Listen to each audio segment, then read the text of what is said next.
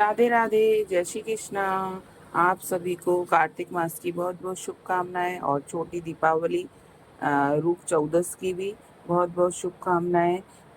कुछ लोग कल दिवाली मनाएंगे, कुछ लोग परसों 1 तारीख को दीपावली मनाएंगे। तो आज से ही रूप चौदस लग जाएगी 3 बजे से। तो अब चलते हैं तुलसी पूजन करने, फिर चलेंगे देहरी पूजन, दीपदान, रंगोली बनाने, फिर करेंगे कार्तिक मास का 14वां अध्याय।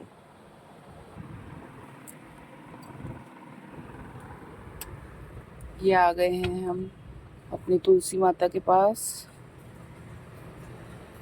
हे तुलसी माता, हे सुदाता, कृष्ण की हो प्यारी, जोत जलाए हम तेरी। राधे राधे।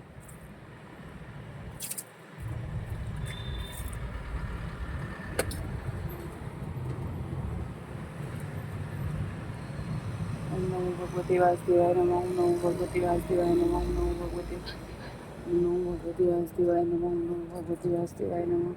ओम नमो भगवते वासुदेवाय नमः। ओम नमो भगवते वासुदेवाय नमः।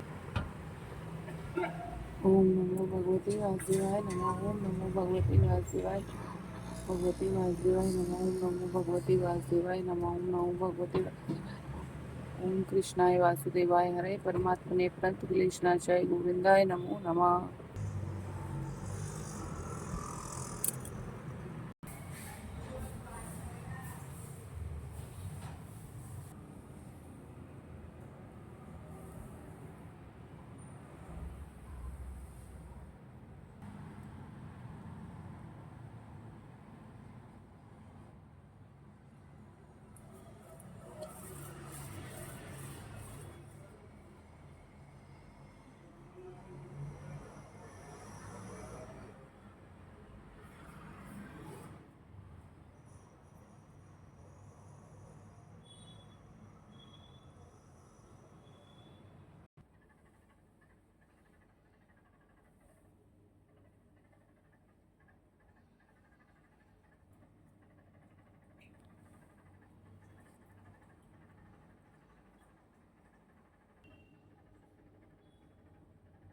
बोल जय जय श्री राधे।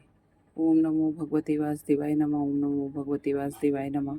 ओम नमो भगवते वासुदेवाय नमः। अब शुरू करते हैं कार्तिक महात्म्य का 14वां अध्याय। नारद जी बोले, हे राजन, तब उसको इस प्रकार धर्म पूर्वक राज्य करते देखकर देवता क्षुब्ध हो गए। उन्होंने देवादिदेव भगवान शंकर का मन में स्मरण करना आरंभ कर दिया। कितने ही प्रकार से स्तुति की। तब भक्तों की कामना पूर्ण करने वाले भगवान शंकर ने नारद जी को बुलाकर देव कार्य करने की इच्छा से उनको देवपुरी भेजा। शंकर भक्त नारद भगवान शंकर की आज्ञा से देवपुरी में गए। इंद्र आदि सभी देवता व्याकुल होकर शीघ्रता से उठकर श्री नारद जी की स्तुति करने लगे। उत्कंठा भरी दृष्टि से सबने नारद जी की ओर देखा। अपने सब दुखों को कहकर उन्हें नाश करने की प्रार्थना की।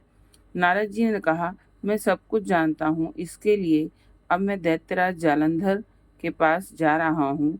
ऐसा कहकर और देवताओं को आश्वासित कर श्री नारद जी जालंधर की सभा में आए।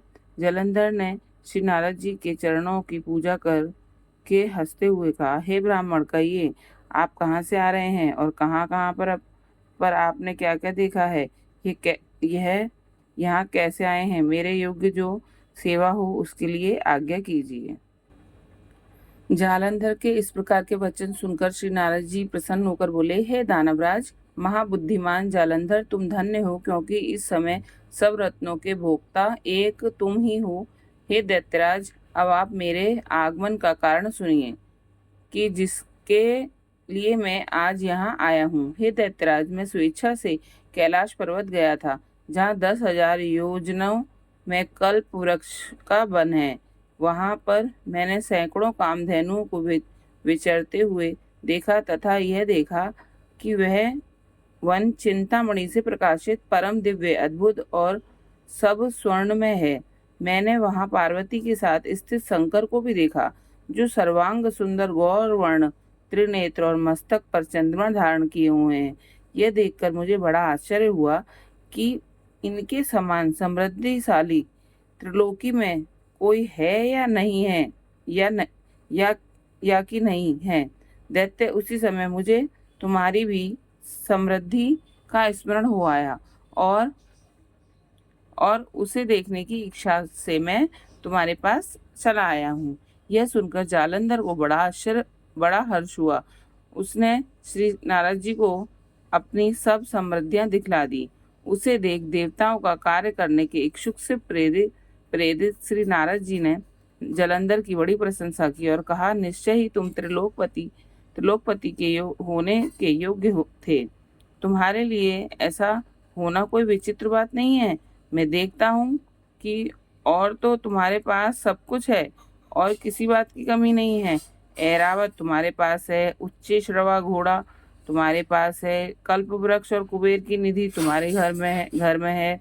मणियों और रत्नों के ढेर भी तुम्हारे यहाँ लगे हुए हैं। ब्रह्मा जी का हंस युक्त विमान भी तुम्हारे पास है, और भूलोक भूलोक पाताल और पृथ्वी पर जितने भी रत्न आदि हैं, वे सब तुम्हारे ही तो हैं। मैं तुम्हारे इस प्रकार के सब रत्न आदि ऐश्वर्यों को देखकर बड़ा प्रसन्न हूँ, परंतु तुम्हारे पास कोई स्त्री रत्न नहीं है। उसके बिना तुम्हारा यह सब फीका है। तुम कोई स्त्री रत्न ग्रहण करो। नारद जी के इस प्रकार के वचन सुनकर दैत्यराज काम से व्याकुल हो उठा। उसने नारद जी को प्रणाम करके पूछा कि ऐसी स्त्री कहाँ मिलेगी जो कि सब रत्नों में श्रेष्ठ हो। यदि ऐसा रत्न कहीं मिले तो मैं आपकी आज्ञा से उसे अवश्य लाऊंगा। नारद जी ने कहा, ऐसा रत्न तो कैलाश पर्वत पर योगी शंकर के पास ही है। उनकी सर्वांग सुंदर पत्नी देवी पार्वती बहुत ही मनोहारिणी है। उन उन उसके समान सुंदरी मैंने आज तक नहीं देखी। शंकर से बढ़कर समृद्धिमान दूसरा कोई नहीं है। उसके इस रत्न की महिमा तीनों लोक में कहीं पर भी नहीं है। तभी तो परम विरक्त आत्माराम शंकर भी उसके वश में हो गए हैं। देवर्षि नारद उस दैत्य से ऐसा कहकर कार्य करने की इच्छा से आकाश मार्ग को चले गए। बोल जय जय श्री राधे। ओम कृष्णाय वासुदेवाय हरे परमात्मने प्रणत क्लेशनाशाय गोविंदाय नमो नमः। बोल बंसी वारे की जय।